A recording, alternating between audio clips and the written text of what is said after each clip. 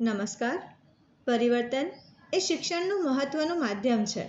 સમયની માંગ શિક્ષણમાં નવો વિચાર થકી ઝીલાય છે, પોષાય છે. અનેક પડકારો અને પ્રશ્નો તો રહેવાના જ, પરંતુ તેને ઝીલનાર નવતર અભિગમને પ્રસ્થાપિત કરવાનું કામ શિક્ષણ અને કેળવણીથી જ શક્ય બને છે. નારાયણ વિદ્યાવિહાર હંમેશા તેના બાળકો અને શિક્ષકોની સંવેદના કેળવવા માટે સતત પ્રયત્નશીલ છે અને તેમાં પુસ્તકોની મહત્વની ભૂમિકા છે.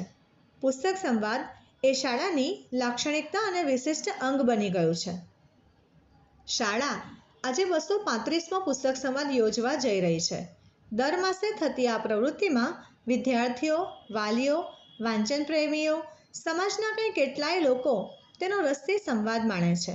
ચાલુ માસે 235મો પુસ્તક સંવાદ શિક્ષણની શિક્ષાપત્રી પુસ્તક, તેના ઉપર શાળાના શિક્ષિકા શ્રીમતી જયશ્રીબેન ભટ્ટ પોતાના વિચારો સાથે સંવાદ સાધશે.